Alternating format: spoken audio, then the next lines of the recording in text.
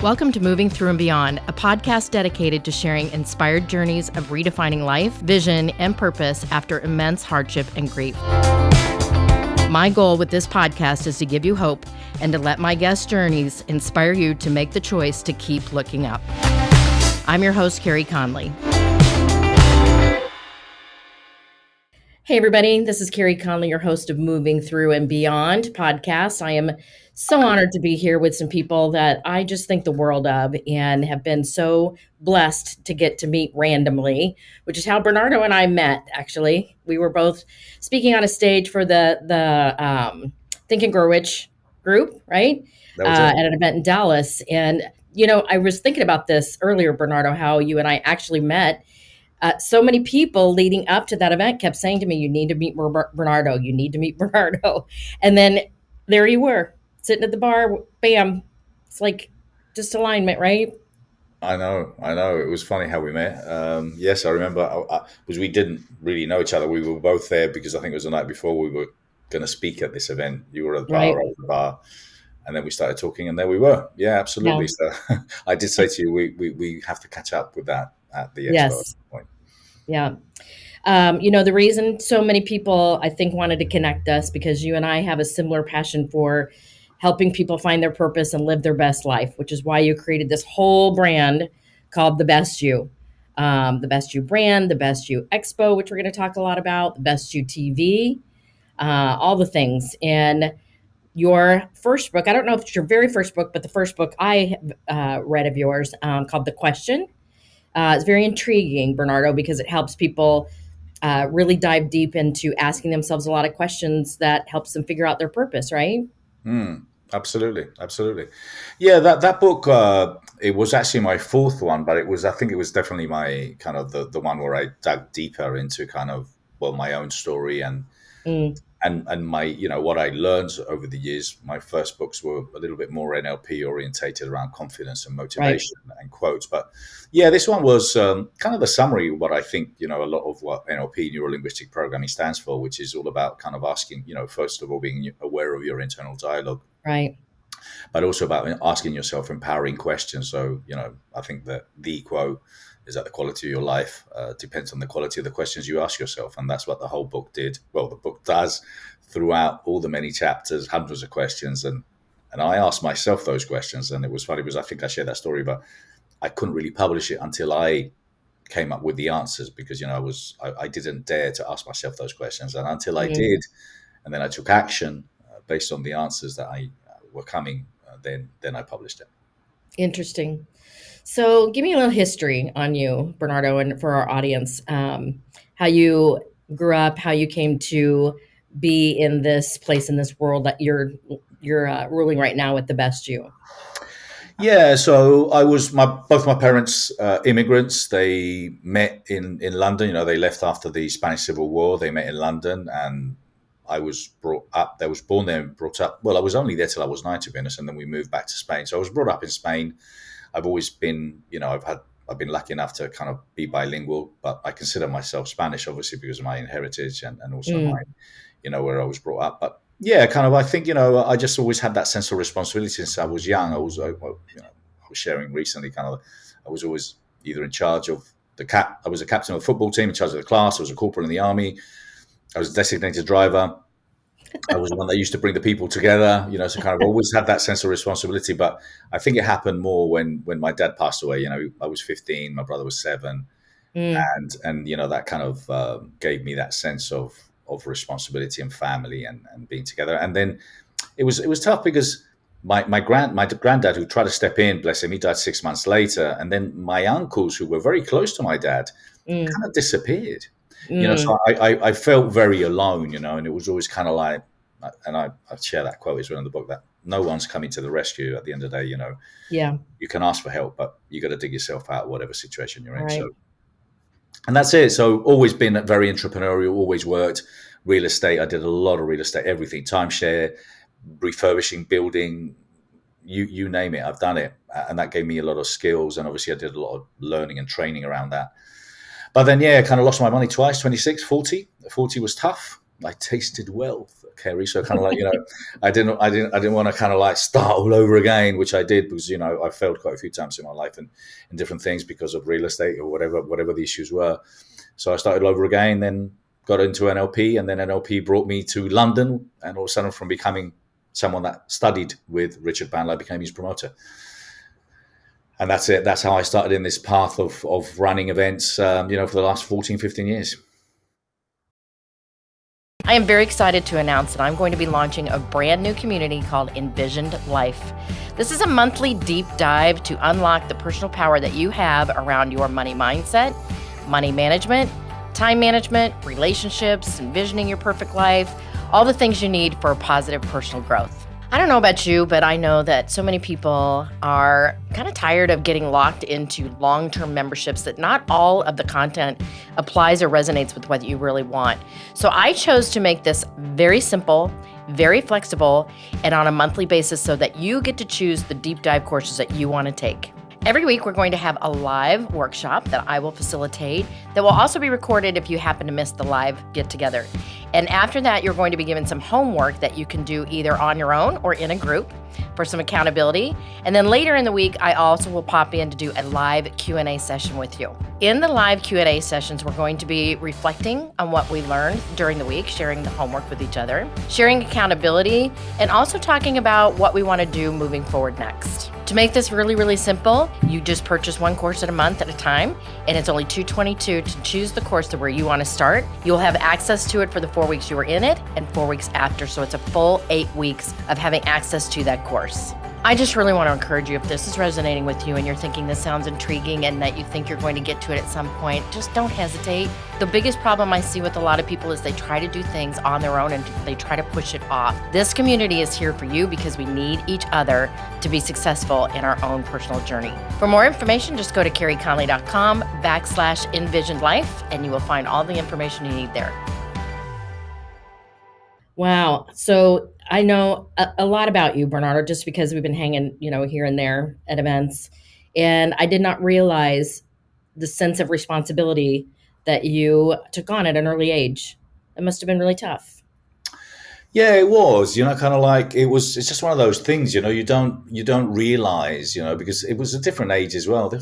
We didn't even know what the word psychologist mean or kind of like Right. therapy.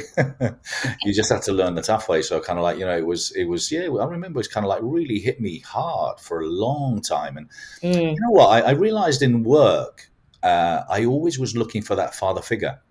Always. So kind of always, if my boss, they were older, I was kind of looking for that kind of love that I never had or Yeah. that kind of, but yeah, and it was, and I had some terrible partners, terrible situations. I had some really great bosses as well. But I remember was when I had my kid, and because of that, and because my brother didn't have therapy either, and it was 7 years gap. Me and my brother, we don't have a great relationship. We don't. And I adored my mum adored me. I think there was a special bond between us.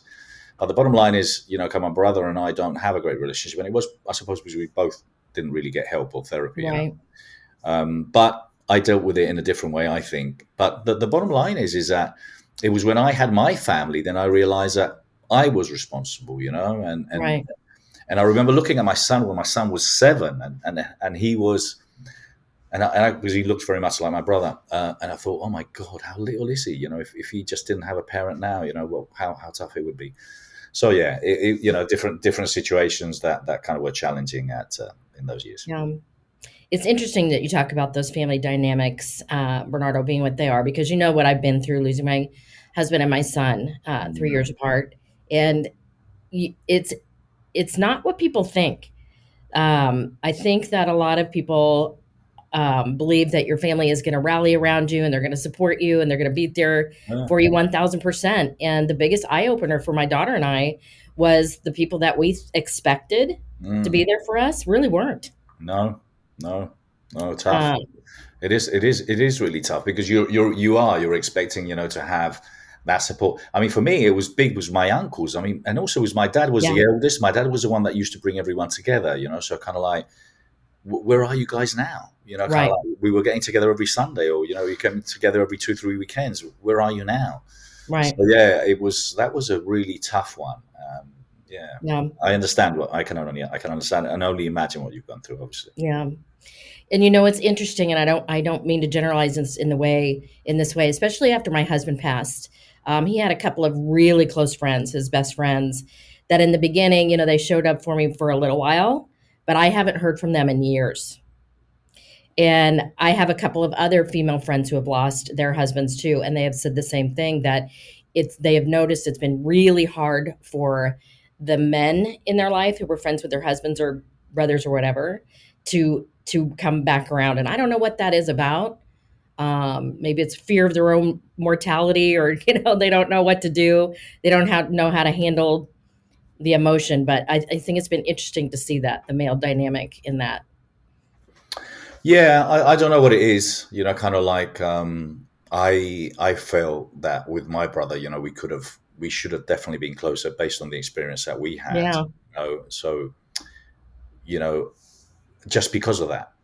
yeah, But he for him it was other I'm sure he saw it in a different way. I mean, you see, I bought my brother his first car. I was one that kind of he always was hanging around me. I was 7 years older, so I was always kind of his model and his role right. model. Not that I was a great one, but kind of like I was always so yeah. It's funny how that happens, but I don't know. I suppose it must be fear. I think if anything, because of the reality of our mortality, it's when friends should step in and at least be present. So kind of like at least I'm trying to make sure that with my niece or nephew, kind of like I've got a good bond and a good connection. And if Yeah. God forbid, I would like to be there. I think that's awesome that you have chosen that perspective. It's hard again when we don't see the expectations that we have come through. And in the beginning, I have to be honest with you, there were a couple of people that really kind of made us angry. And we had to really get over that because we didn't understand really what they were dealing with and how they were filtering this through their own emotion. So in our book, my daughter and I co-authored. Keep looking up. We have a story, or we have a chapter called "Grace and Mercy."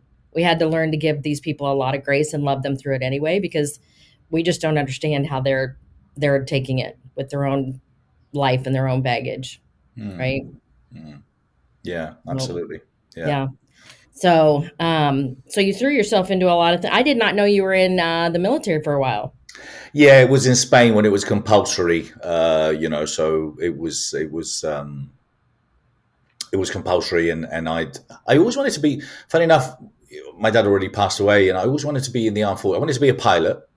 I did the Mm, exams to become a pilot. I always, to be honest, I don't know why. I always had posters of being a pilot, and then I couldn't do it because kind of I couldn't. My mum couldn't afford it at the time. And then I thought, okay, mm, I'm going to do it through the army. And then I did the exams, the physical exams. One year I passed. Okay, I'm going to get ready for the next one. And then technically, I just couldn't. We couldn't. My mum couldn't afford it. I couldn't afford it. But I always wanted to be in the army. But anyway, it was compulsory. I could have got a way of not doing it if I wanted to. It was my mum was a widow, and I was at home, but I decided I wanted to do it because I thought I loved everything to do with the army. Anyway, I was in the military police, and I was a corporal, and I learned some great skills. I think anything and everything that we do, Carey, anything and everything that we do yeah. is who we are. And there's a set of skills that you might have learned when you're 12 or you're 14, when I worked in bars or nightclubs and stuff like that, which are obviously related to kind of what I do today. And in the army, it gave me that sense of having really be, really being able to order people and boss people around. So kind of like, because I was a corporal, I was in charge of the 250 soldiers in there. So kind of like it was really funny because I used to have this lieutenant who hated me, and it's the fact. I'll tell him to his face. The thing was, he didn't really like me. I don't know. I was maybe a bit too cocky or whatever. But he kind of like he always picked on me. So what would he do? Well, he would come in, and if out of the 200 beds, the room that we had if there was one bed that wasn't done properly, if there was one cigarette butt in one ashtray, if there was one hair, this is real. One hair in one of the toilets, I would be arrested 24 hours. Arrested means I'm the corporal of that room for an additional 24 hours. Because you technically are in charge of that room for 24 hours. And then Okay. you pass on to the next corporal. Well, he would arrest me, which means I would be the corporal of that room for 72 hours. Imagine that. So at the end, obviously, month 10, month 9, because he arrested me, and he would arrest me weekends, which obviously means I couldn't go home. That was just really used to kill me. And I said, you know what? You're not going to get me. You will not get me. So I would boss every single soldier in that room because I could.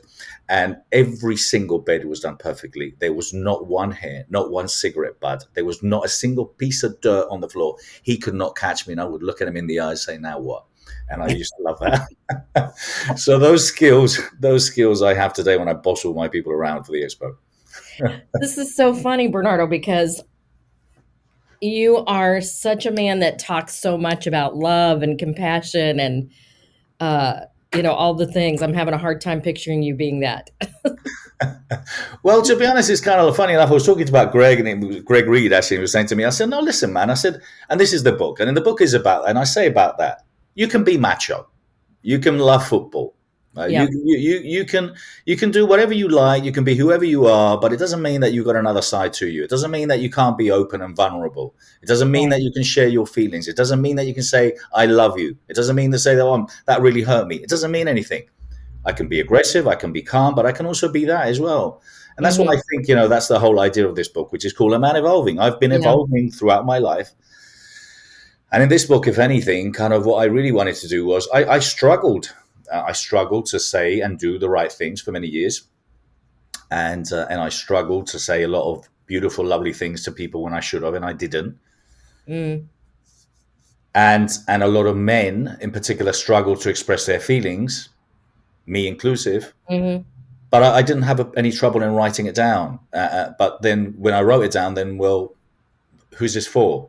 And then, although me Yeah. publishing the book has hurt certain people who were related to me, I Mm. never have done it to hurt them.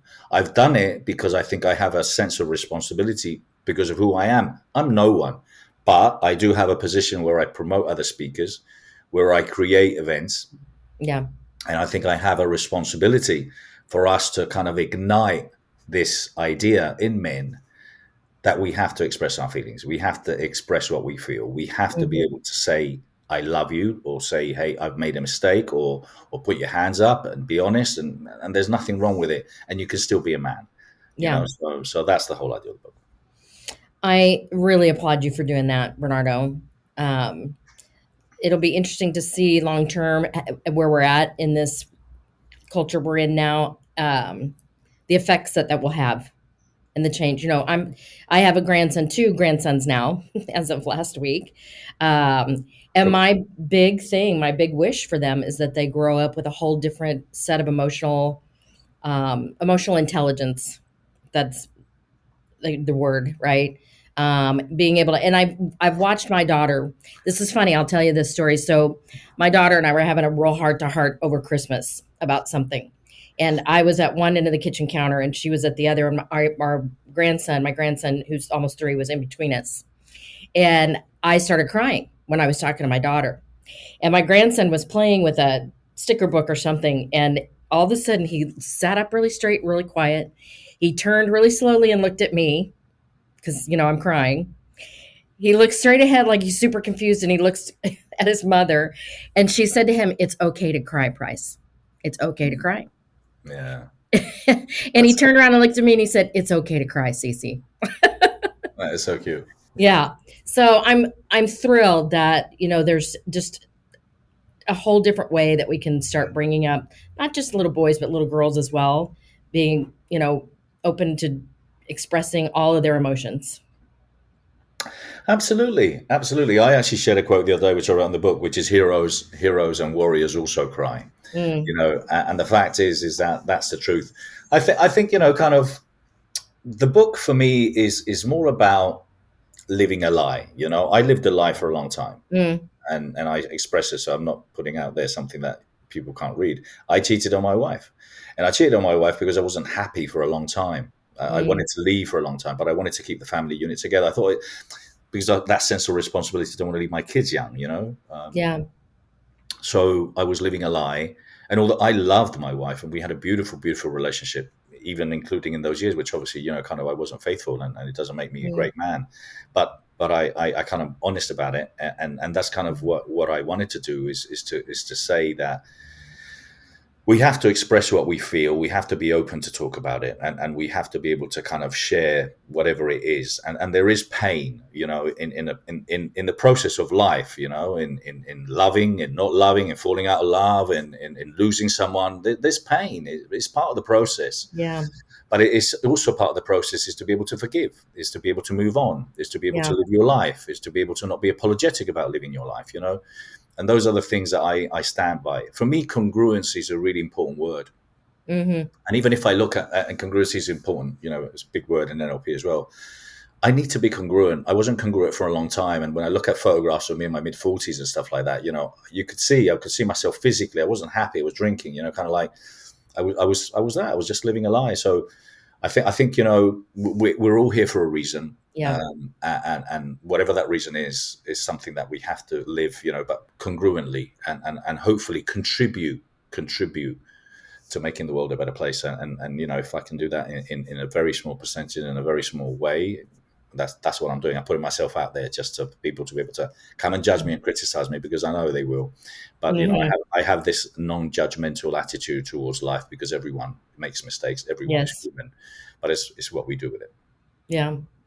So well said, Bernardo. And I just really, again, appreciate you being so transparent and vulnerable, because I think that's what's really helping people right now. And I know this is probably so. Talk to me about why you decided to develop the Best You brand. When did that start happening? What was the catalyst behind it? Yeah, kind of me promoting events in London and Mm, working in NLP. I started seeing that kind of it was very fragmented. It was either an NLP seminar, Tony Robbins seminar, or Robert Kiyosaki seminar. And I thought, what happens if you're not Robert Kiyosaki? What happens if you're not Tony Robbins? What happens if you're not Richard Bandler? And kind of then I thought, well, why don't other speakers kind of share stages and put their, because there's so many people out there, so many great people. yeah. So that was it. It was really about an event that was for the people, with the people, kind of like bringing together lots of great minds, because personal development means many different things to different people. So I just came up with this idea of the best you, and I visualized running multiple events within the event, which is kind of what we do. Yes. And that's it. That's where it started. I've always had a big picture in my mind. We had to have a TV. We had to stream it around the world, even then, long beyond before Zoom and stuff. And that's kind of where the whole Best You came. Started with a magazine, and then it was the Best You Expo. And it's been a long, lengthy process, to be honest. And even now, kind of these last 3 years, which, was like many of us, kind of in hiding or with the Yes. pandemic or reinventing ourselves. I really didn't want to do these events anymore, and I didn't because it's just so much work. You put yourself and your everything you are and have on the line every time, and I didn't really want to do it anymore. But the reason I changed kind of in this process was understanding that, look, it's what I'm here for. It's my responsibility, and it was this whole thing of our friend and my previous mentor, Sharon Lecter. If not you, then who? And if not now, then when? Hmm. So I understand what I'm here for, and if anything, the Best You and the Best You Expo, it comes from a different place where it was maybe a few years ago, where I'm really coming from a place of love, where I'm coming from a place of elevating consciousness and Hmm. understanding the responsibility I have to bring this. Because if not me, then who? So I'm doing it. I I don't love want. that you're mentioning Sharon. She's also a mentor and friend of mine, as you know. Mm. Um, and yeah, that resonates with me a lot. And I do, I mean to tell you, Bernardo, I've run events, not to the magnitude that this one is going to be. And you are eating, sleeping, and breathing this right now, aren't you? I am. It's very, very long days. Very, very long days. A Yeah. lot of pressure. But you know what? It's terrible because kind of like. But this has happened to me many times when I've lost everything, hit rock bottom. Banks Mm, repossessing everything, and mm, it's when I thrive. It's when I'm at my best. It's when I shine. It's my mind and brain's on fire. It's kind of like when I can't stop. Kind of like I'm relentless and I'm thinking of 78 things at the same time and I'm handling it all. It's kind of like it's scary, but kind of I love it, but it's yeah. scary. But I'm running on adrenaline, and it's a very intense thing. And then I've always done this before. I always say, why am I doing this? And then when I walk through the halls, when I see the people there, and you say, this is why I'm doing it. This is what I'm doing Yeah. it. Yeah. It's your vision. You have Well, clarity, this. vision, you know what your Thank you. purpose is. Yes. I've been very visual. I just think that kind of like there's never been a more important time for people to get together. Yeah, Especially after everything that's happened and where we're going through, agreed. but also where we're going. Kind of I think it's a time where either we all become part of the solution because there's just so much hatred, there's so much stuff, so much divisiveness with everything that's going on, and at the end of the day, each and every one of us want exactly the same thing. We want to be Right. healthy and we want to be loved and we want Right. love, and that's it. The rest, all those cars and all those billions of dollars or millions of dollars or hundreds of thousands of dollars go in their bank account, their 46 handbags they've got or their 72 suits, you're not going to take anything with you. So, kind of we're prioritizing the wrong things. Yeah. It's interesting that you're bringing this all up, Bernardo, because I'm honored to get to be one of the speakers, of course, at this event coming up. That this was supposed to happen March of 2020, and we were all geared up, ready to roll. And I think it was like literally 2 weeks before it was to open, we had to shut it all down. Yeah, Right. I know. I can't even imagine how you were feeling at that moment. Oh my God! It was well, the pressure. Obviously, we paid all the money to the venue. We Yeah. paid all the money to the producers. We spent all the money in marketing. My team, my staff. Now what? So yeah, it was very and the worst thing is that kind of it was happening, but we're all kind of, oh no, oh it's okay, no no, oh no it's not. Yeah. And I remember thinking, hold on, I have people flying from all over the world for this event. I have to make a decision. It's a really tough one, but we can't do this. It just doesn't Right. make any sense. So I decided, no, we're going to do it because the LA Convention Center wasn't pulling the plug. They were still holding on. Mm. So we're going to run it. It's mental. So I literally pulled the plug. I obviously wanted to inform all you guys that we weren't doing it. And then I think it was 4 days later, the LA Convention Center said, hey, we can't do the event. Oh Yeah. yeah, really? We knew that, didn't we? But it's been great, for all of us to come back 3 years. It is a continuation. Look, we had 12,000 people pre-registered for that event in March 2020. Hmm. So, look, I really hope that we can get the traction. I hope we can get a lot of people there. We've all put a lot of work and time and money into this, haven't we? Yeah. You've spent years in developing yourself and training and sharing your expertise and knowledge and wisdom. I mean, your name came up. I was talking to the press the other day because your name came up as one of the inspirational speakers that we have in there with your story. But there's just so many inspirational stories, so many people bringing so much love there. So kind of we hope because we put it all out there, don't we? And then we just hope people come and Yeah. I think there's a reason that it didn't happen in March in 2020. I think yeah. that this is going to be, as your word, much more evolved because of what we've been through the past 3 years, Bernardo, don't you think? And I think it's going to have a much different feel to it than it would have maybe. I don't Oh, know. definitely, Yeah. definitely, definitely. I think so. I think there's a different mindset.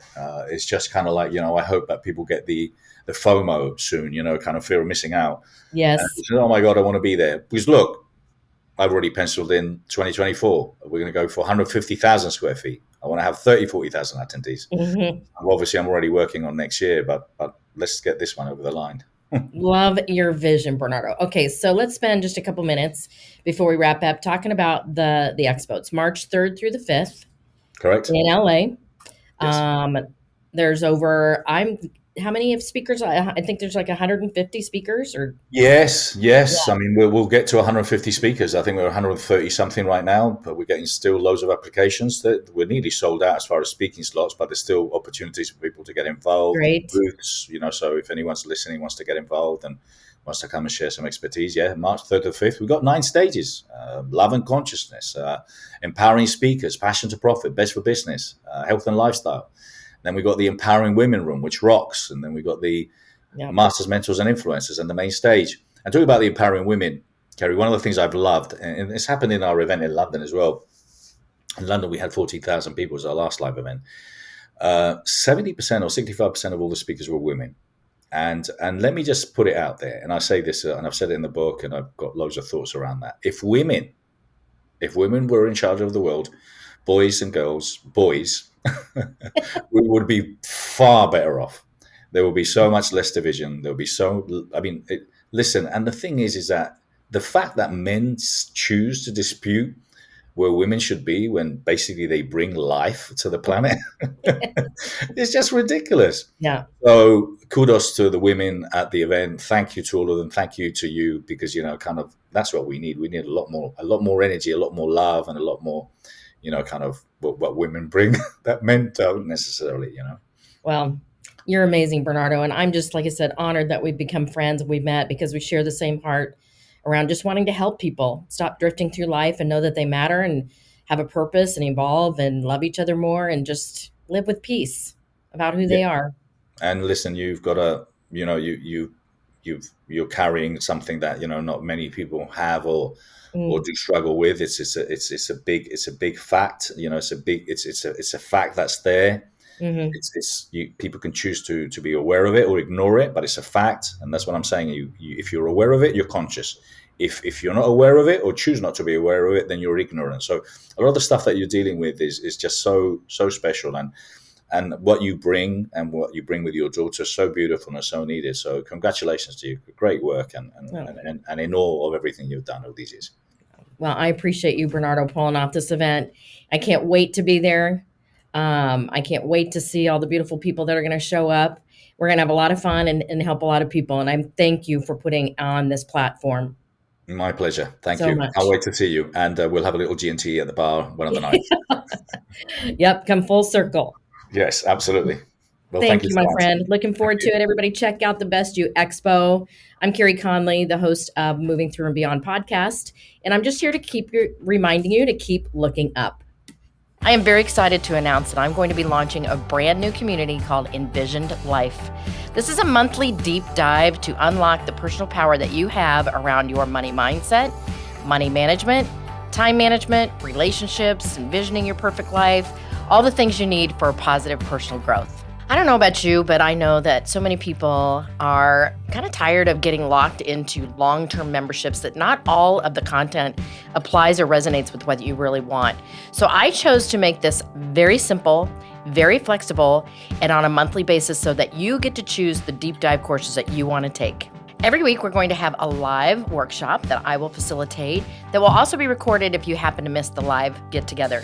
And after that, you're going to be given some homework that you can do either on your own or in a group for some accountability. And then later in the week, I also will pop in to do a live Q&A session with you. In the live Q&A sessions, we're going to be reflecting on what we learned during the week, sharing the homework with each other, sharing accountability, and also talking about what we want to do moving forward next. To make this really, really simple, you just purchase one course at a month at a time, and it's only $222 to choose the course to where you want to start. You'll have access to it for the 4 weeks you were in it and 4 weeks after, so it's a full 8 weeks of having access to that course. I just really want to encourage you, if this is resonating with you and you're thinking this sounds intriguing and that you think you're going to get to it at some point, just don't hesitate. The biggest problem I see with a lot of people is they try to do things on their own and they try to push it off. This community is here for you because we need each other to be successful in our own personal journey. For more information, just go to careyconley.com/envisioned life and you will find all the information you need there. If you found this episode inspiring or helpful, please share it with a friend or a family member. In order to be successful on this mission, I can't do it alone. Connect with me at www.careyconley.com and don't forget to sign up for my weekly Do It On Purpose newsletter. Let's build this life-giving vision movement together to end this epidemic, save lives, and create purpose.